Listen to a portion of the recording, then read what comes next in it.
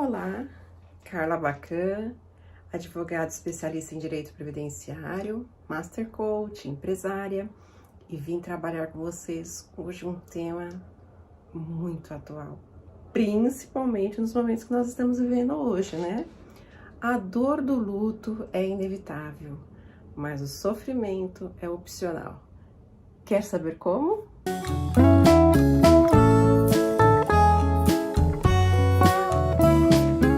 Falar de morte parece algo difícil na nossa sociedade, pelo preconceito que existe sobre o tema. Mas eu quero começar a falar sobre o luto, sobre morte, falando de alguém que já morreu, mas alguém que deixou um legado, logicamente. Alguém já ouviu falar em Mário Quintana? Mário Quintana foi um poeta, jornalista, e ele trabalhava com poemas com muito bom humor. Ele morreu solteiro, e ele tinha um lema, que ele dizia assim: sempre preferi deixar dezenas de mulheres esperançosas do que uma desiludida. Ele era terrível, né? Mas vamos lá. Quando ele morreu, ele disse que ele queria uma frase escrita em seu epitáfio. Sabe qual é essa frase? Eu não estou aqui. Perfeito, né? Então, onde está Mário Quintana? Em nós, na amizade que ele repartiu, na solidariedade que ele ofereceu, na honestidade que praticou, na religiosidade, nos sonhos que realizou, na sexualidade que assumiu, na fraternidade que edificou, na liberdade que degustou. Onde está Mário Quintana? Está em nós, está nos seus poemas, está na sua história. Todos nós, sem exceção, vamos morrer. E eu não quero ir, pelo menos agora, né?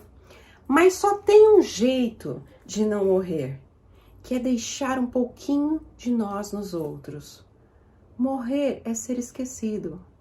E Mário Quintana é lembrado por tudo que ele deixou. E você?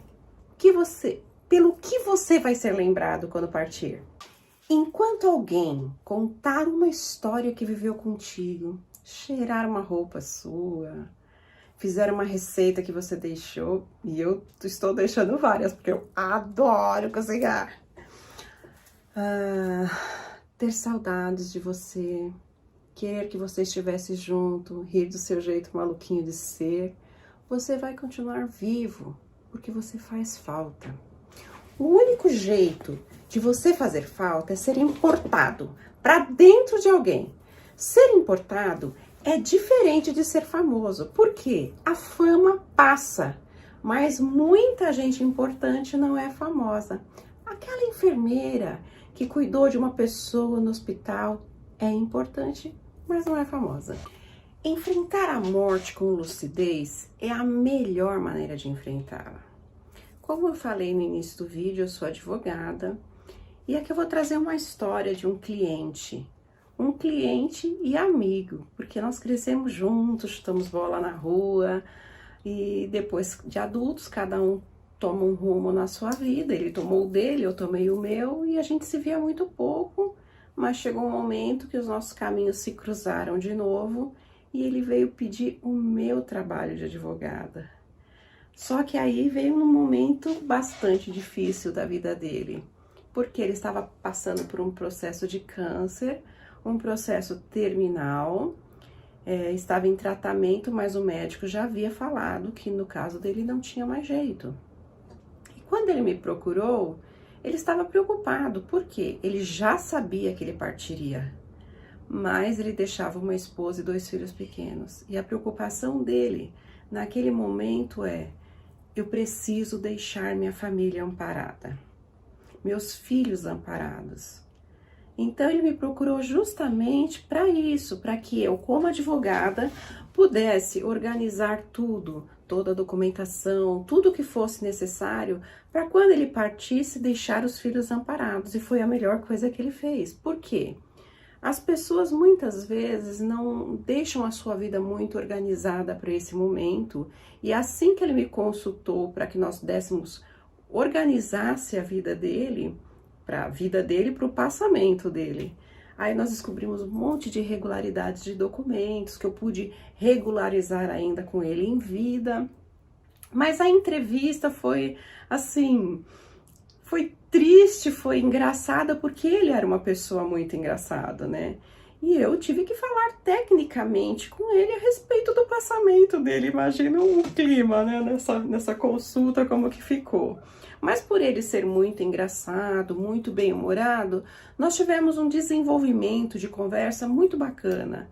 Então, eu falei, então, no momento que você partir, precisa disso, disso, disso e daquilo. Peguei toda a documentação para checar. E ele falou que queria deixar tudo pronto, que ele não queria que a esposa dele tivesse nenhum desafio, nenhum problema depois do passamento dele, com a organização de tudo que tinha que ser feito, seguro de vida e inventário e outras coisas mais. Ele deixou tudo contratado, tudo pago, e eu só tinha que executar após morte. Então ele falava com muito de forma engraçada, Carla, eu tenho que cuidar dos meus filhos, né? Eu sei que eu não vou estar aqui, mas já pensou se eu deixo dinheiro pra mulher, a mulher põe o jeitinho hilário dele, né? Então eu quero que o dinheiro realmente seja distribuído de forma a garantir os estudos e o futuro dos meus filhos. Ponto, deixou, fiz a minha parte, mas nós tivemos que conversar cara a cara, mano a mano, peito a peito sobre o assunto. E conversar com um amigo querido que ia partir. E eu tive que falar tecnicamente e friamente sobre o assunto. Por quê? Porque esse era o objetivo, deixar a vida dele organizada para o pós-morte.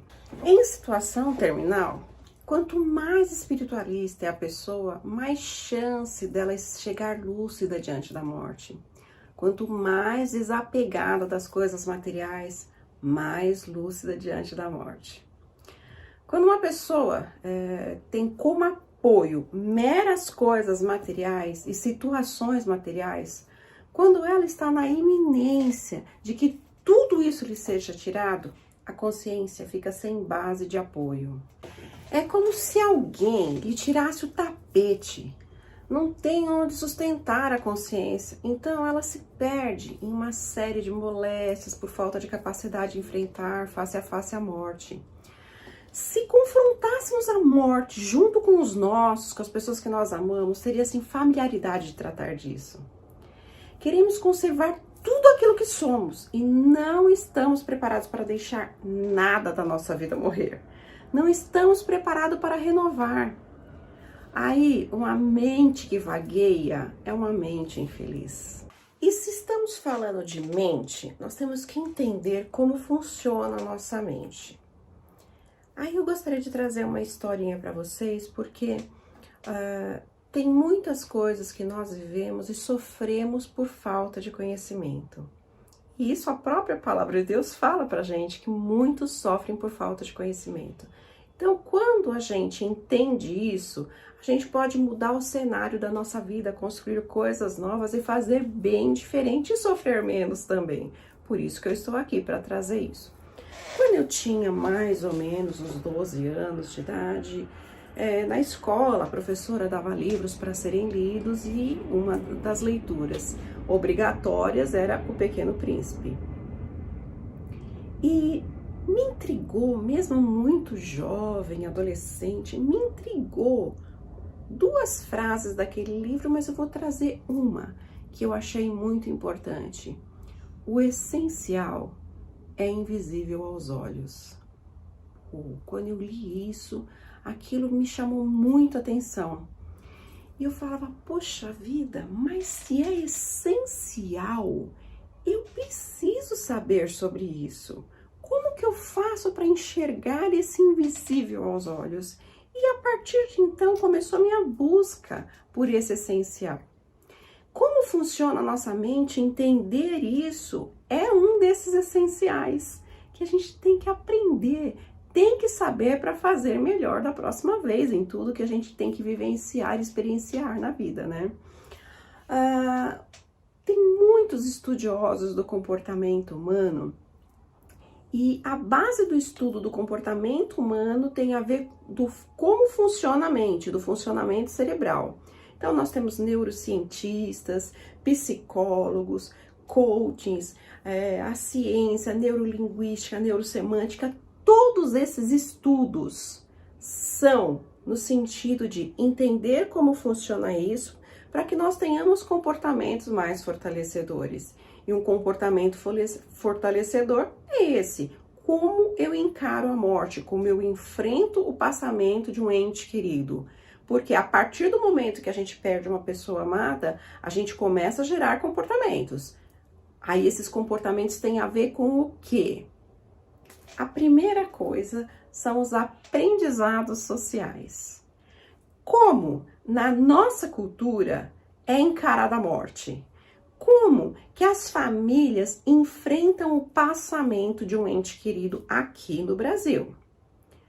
Todo mundo sabe. É muito sofrimento, muito choro, muita dor. Nós agora, nesse período de pandemia, estamos enfrentando uma mudança do ritual de passagem, né, até o sepultamento, porque antigamente era obrigatório velar 24 horas, então as famílias se reuniam e ficavam chorando por aquele morto por 24 horas para depois sepultar. Mas, com a pandemia, tudo isso mudou, porque hoje as famílias têm pouco mais de 2 horas para poder velar o seu ente e sepultá-lo, por causa de perigo de contaminação, por causa dessa doença que está assolando o mundo, que é muito contagiosa. Então, esse sistema de passamento e de ritual de passagem está mudando socialmente hoje por causa de tudo que nós estamos vivendo.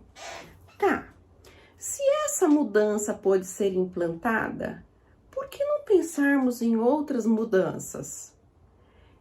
Como nos é ensinado a viver essa morte? Será que em outras culturas a morte é vivida e sofrida tão dolorosamente como nós vivemos aqui no Brasil?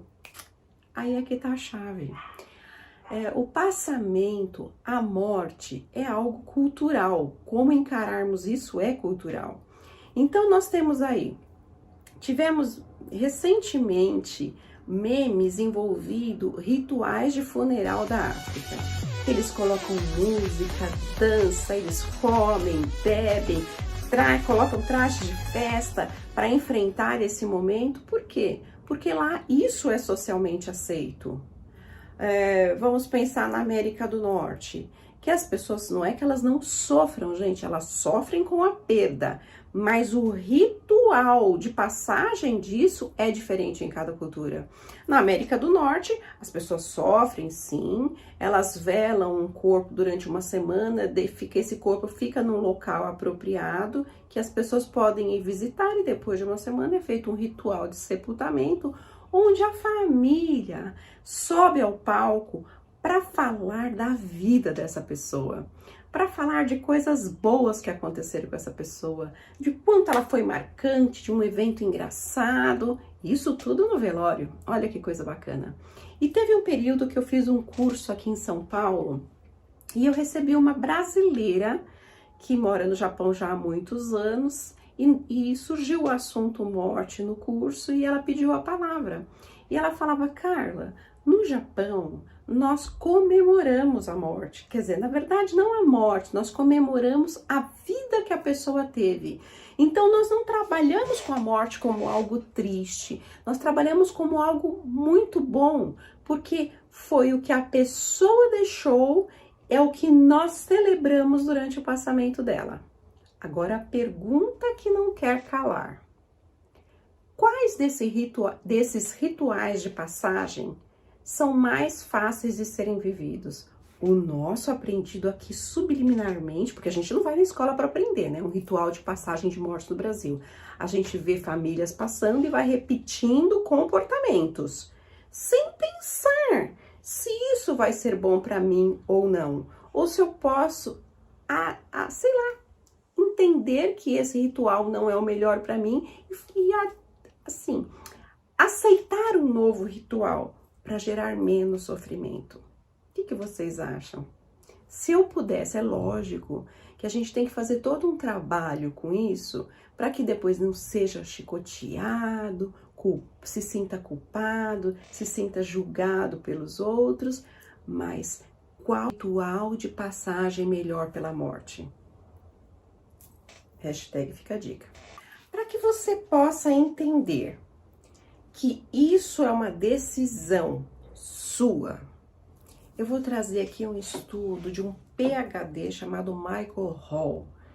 Ele criou o que ele chama de hierarquia do sucesso. E a representatividade dessa hierarquia do sucesso é um iceberg, onde a pontinha do iceberg ele diz que é o comportamento. O comportamento que nós estamos nos referindo hoje é como devemos encarar a morte, como devemos reagir diante da morte. Ele diz que o comportamento humano é só a pontinha do iceberg, que a base desse iceberg, ele traz muito mais conteúdo e muito mais informação para nós entendermos esse comportamento humano. Ele diz que antes do comportamento vem uma decisão. Lógico que tem uma decisão. Eu decido como que eu vou passar isso. Lógico que quando eu tenho consciência, eu decido melhor. E quando eu ajo como manada, eu ajo como me foi ensinado socialmente, tá? Então, eu decido se eu vou sofrer ou não por esse passamento. Essa decisão, ela é precedida de um outro elemento, que é a emoção, tá? Se eu estou triste, eu choro. Se eu estou triste, sei lá, eu grito, berro, sofro, baseado na minha emoção. Só que a emoção, ela é gerada a partir de um significado. Que significado que eu dou para isso? Então, nas outras culturas, o significado é: vamos celebrar a vida dessa pessoa. Quando você pensa em celebração da vida, que emoção que isso te traz? Puxa, uma emoção positiva. Se traz uma emoção positiva, qual decisão você vai tomar do comportamento que você vai ter no momento do passamento? Opa, nós vamos celebrar, o comportamento vai ser de festa. Isso não ilide a dor que a pessoa sentiu pela perda, mas ela trabalha com um significado positivo pela morte. Aí nós temos a famosa frase: todo evento é neutro. Eu escolho o significado que eu quero dar. Se eu escolho o significado, se eu ressignifico quando esse significado não é muito positivo, eu gero emoções fortalecedoras e uma decisão de ter um comportamento positivo diante da morte. Bom, o luto aconteceu.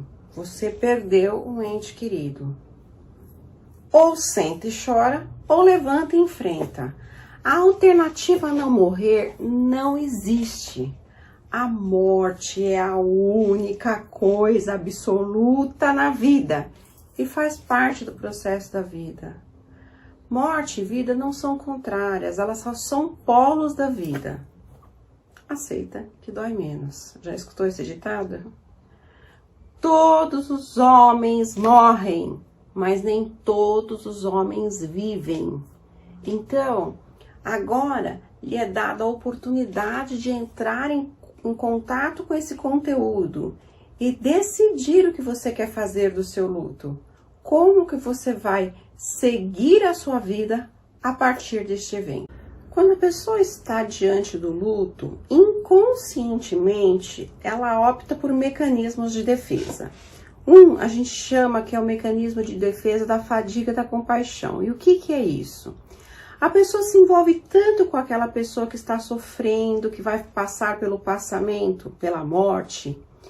Ela se envolve tanto que ela não sabe separar mais o conteúdo que é dela, o que é do outro. Ela sofre como se ela própria estivesse partindo.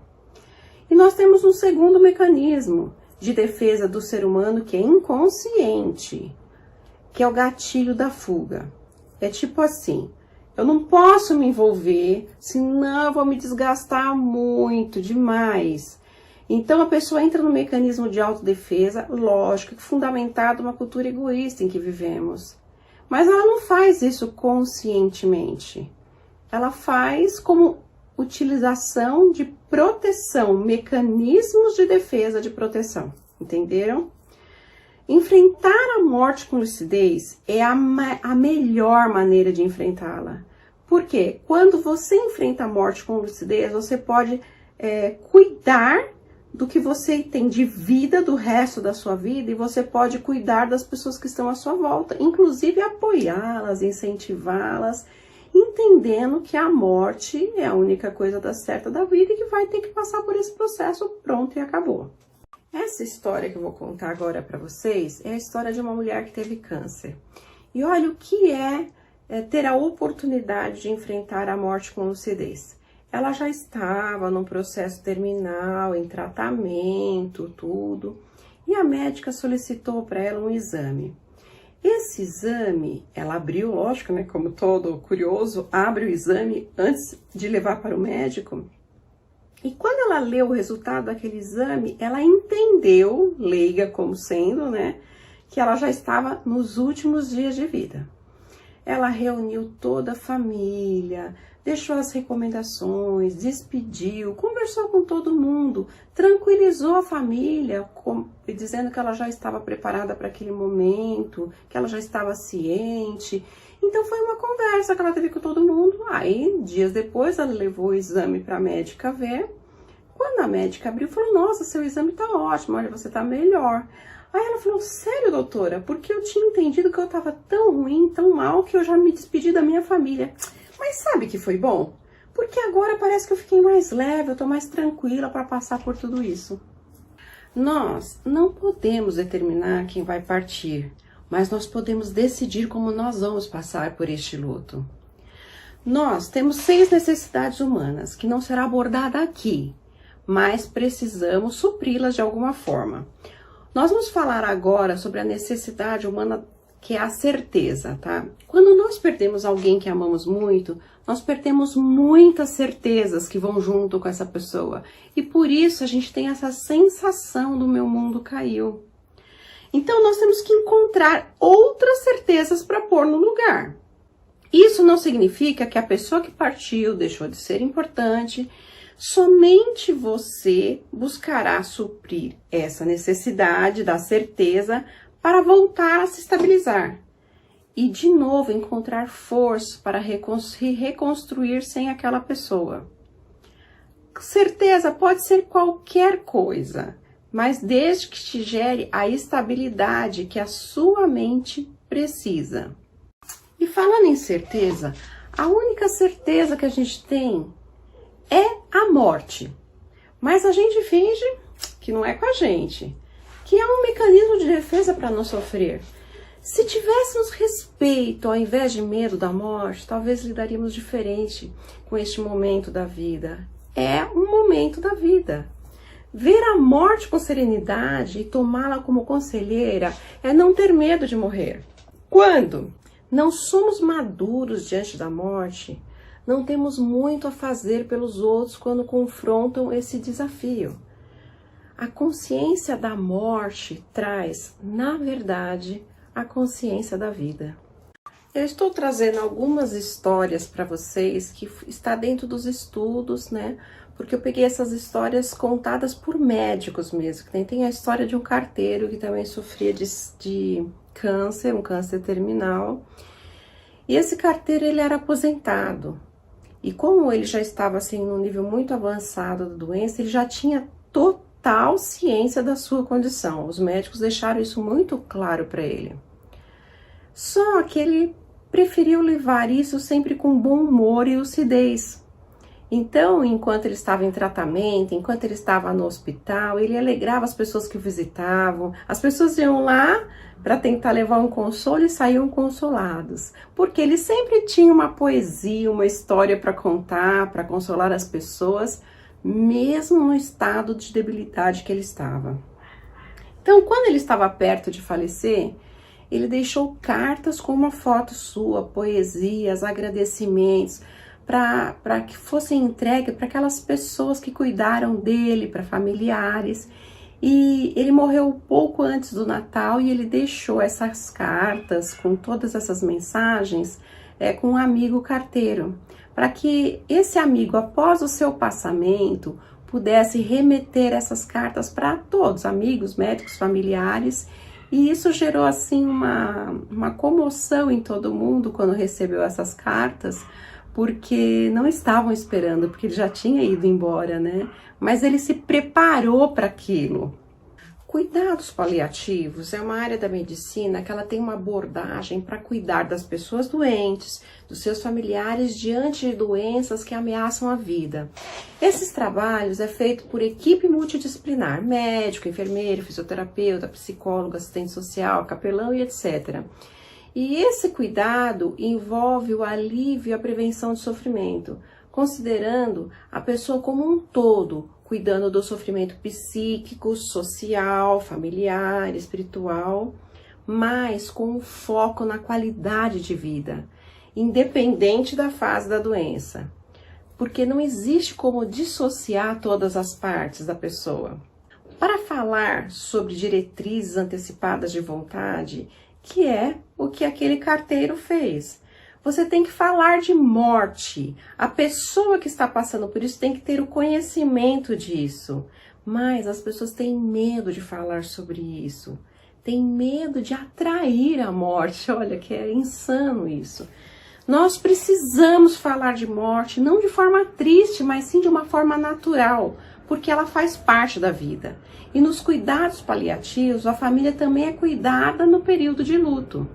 Muitas famílias, elas querem proteger o familiar e não contar nada da sua condição, da condição da sua doença.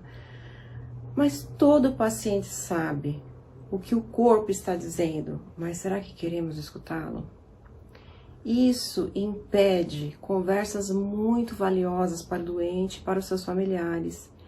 Eles se envolverem sobre o manto da negação como se aquilo fosse blindá-los da morte. A pessoa que fica lúcida até o fim da vida pode definir e escolher coisas para o seu fim, maduramente, sem desespero. A pessoa que tem ciência do que está acontecendo pode se preparar para aquele momento e para impactar vidas mesmo depois do seu passamento, como foi o caso do nosso carteiro. Ter lucidez do que está acontecendo a todo momento pode propiciar não só fazer as despedidas, mas viver até o último instante e como ainda tocar as pessoas depois da sua partida. Como eu já disse, eu sou advogada e vários casos de clientes que eu acompanhei até o fim trazem essa clareza para mim da importância desse momento.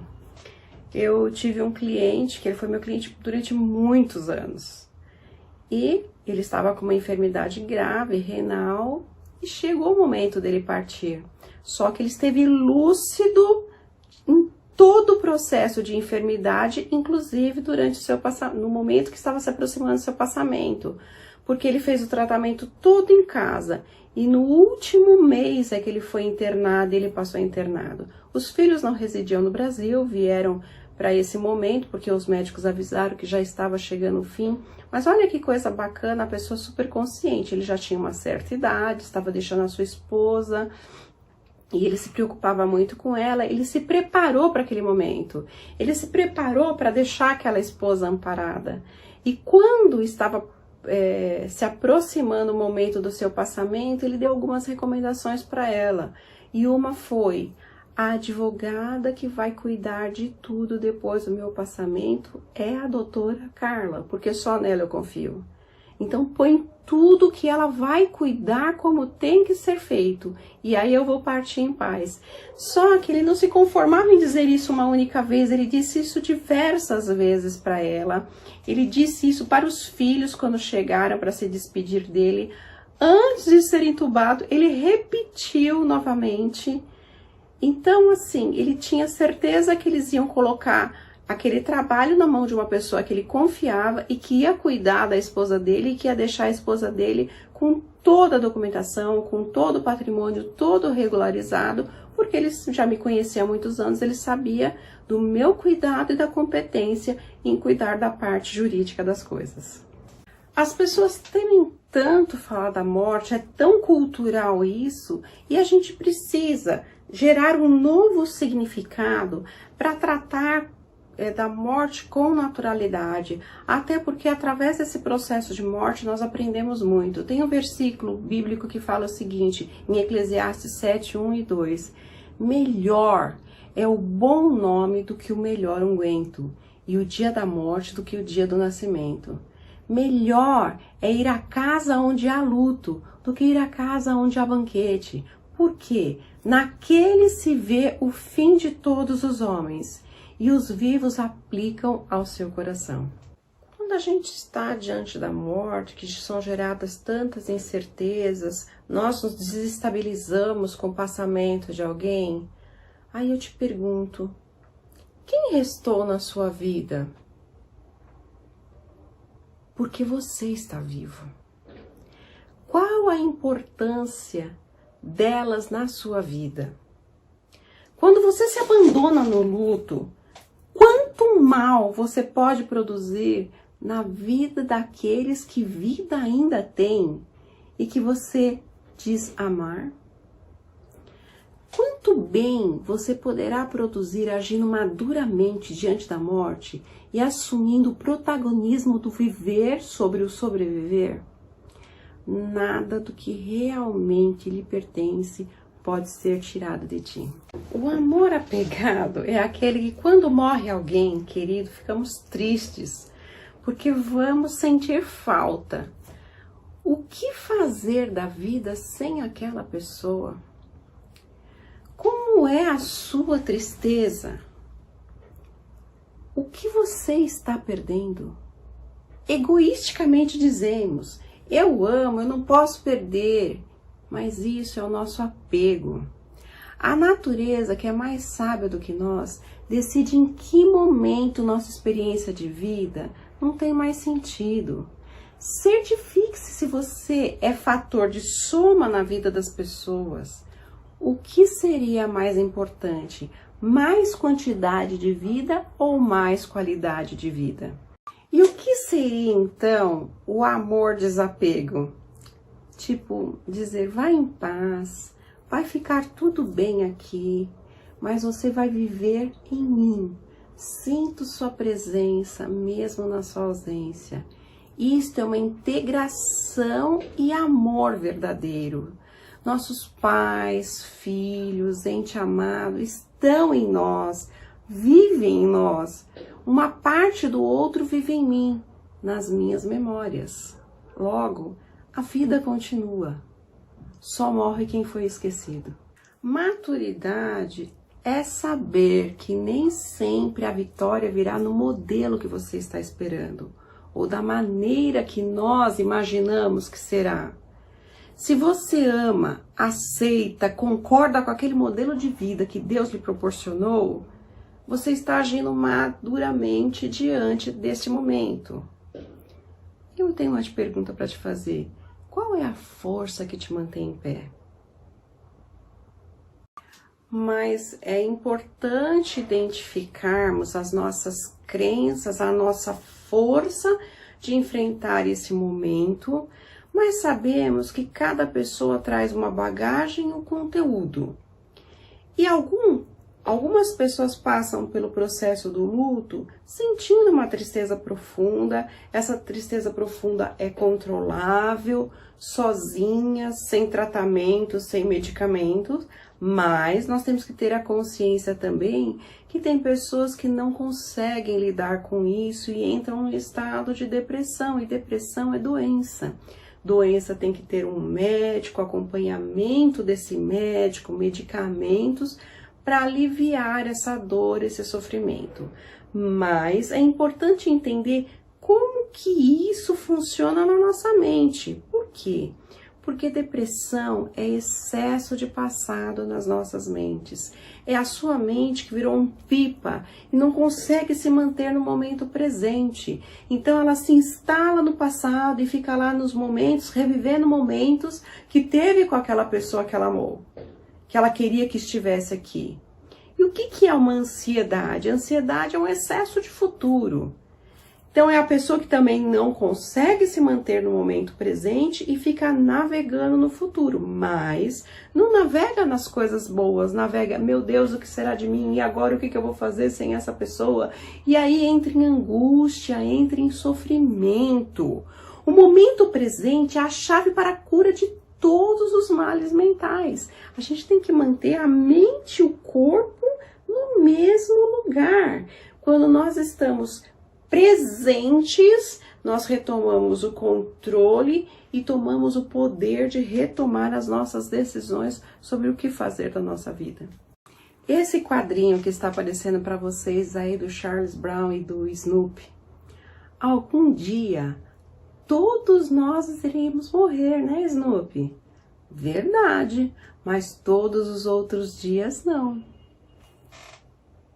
As pessoas, quando elas entram num estado de tristeza, elas falam assim, hoje eu estou triste, então eu estou pensando coisas negativas. Mas é muito importante entender que a formação das emoções, ela se dá diferente. Primeiro eu penso, depois eu gero a emoção. E as pessoas, por falta de conhecimento, acham que é o contrário. Eu estou triste, daí eu penso em coisas tristes. Se você entende que esse mecanismo funciona desse jeito, eu penso, depois eu gero emoção. Eu penso, depois eu gero emoção. Então, administrar esses pensamentos é responsabilidade sua. Você é responsável por aquilo que você pensa. Você tem que estar no controle dos seus pensamentos para gerar pensamentos fortalecedores, pensamentos positivos sobre qualquer evento, ressignificando aqueles que são difíceis, para que você mantenha emoções fortalecedoras. Quando a gente tem autoconhecimento, a gente passa a ter o controle da nossa vida, o controle da nossa mente, o controle das nossas emoções. Quando nós nos conhecemos, nós somos remédio, mas quando não, somos veneno. Por isso que é importante entender todos esses conceitos que estão sendo trazidos aqui. Alguns conceitos são muito importantes a gente entender. Por exemplo, a nossa mente ela é atemporal. O que isso significa? Que se eu penso no futuro, ou se eu penso no passado, e eu vou reviver algum momento do passado ou imaginar um futuro, e geralmente não, a gente não consegue imaginar coisas positivas, nós vamos entrar em sofrimento como se aquilo estivesse acontecendo. E se aquilo está acontecendo e não está acontecendo na realidade, você não pode atuar. Então o seu sofrimento é dobrado. Por quê? Porque a sua mente, se você está imaginando um momento desafiante, um momento negativo, o seu corpo vai reagir, eliminando cortisol e adrenalina na sua corrente sanguínea, para que você possa enfrentar aquele desafio. Só que aquele desafio não é real, ele só é mental. A sua mente é atemporal, não compreende isso e vai secretando mais hormônio na sua corrente sanguínea e você não tem como eliminar aquilo, porque você não pode entrar em ação. A sua ação está proibida, porque aquele evento não existe na realidade, só existe na sua mente. Então, o que acontece? Quando pensamos no passado, sofremos com o sentimento de culpa, e culpa é um sentimento muito forte associado ao passado. E geralmente, quando a gente perde alguém, a sua mente consciente fica trabalhando culpas com relação a esse passamento, acusando, te culpando por erros, que você deveria ter feito isso, ou que você deveria ter feito aquilo. E na verdade, nada poderia ter sido feito. O que foi feito, o que tinha que acontecer, aconteceu, simples assim. Só que esse sentimento de culpa gera sofrimento. Só que nós temos mais emoções associadas à mente que vive no passado, que é remorso, frustração, fúria, raiva, sentimento de vingança, tristeza e depressão. Olha como é importante a gente entender tudo isso para a gente promover em muitas situações a autocura. Até Quando você olhará para o espelho retrovisor na sua vida? Para que serve o seu passado? Ele só serve para você tirar o aprendizado e fazer melhor na próxima vez. Lembra do desenho Rei Leão? O Rafiki deixou uma frase lá memorável. Ah, sim, o passado pode doer, mas do jeito que eu vejo, você pode fugir dele ou aprender com ele. Há um ditado no mundo dos computadores que diz assim, garbage in, garbage out, que quer dizer lixo entra, lixo sai. Então isso significa que a qualidade do que você consegue de um sistema depende inteiramente do que você coloca dentro dele. Então, pensamento positivo não se trata de um presente, nem tampouco de uma chance, é uma decisão pessoal. Está no seu controle decidir aonde você vai deixar a sua mente, se você vai deixar ir para o futuro, para o passado ou viver no presente. Só que a inteligência emocional está diretamente ligada a essa decisão. Por quê? Nós não podemos impedir que pássaros sobrevoem sobre as nossas cabeças, mas nós podemos impedir que elas instalem ninhos dentro da nossa cabeça, sobre a nossa cabeça. Então você não pode impedir que o pensamento venha, mas você pode impedir que ele se instale e que te gere emoções negativas e que te baguncem a sua vida. A decisão é sua. É só você praticar a técnica de se manter mente e corpo no mesmo lugar, presentes, porque depende de você essa decisão.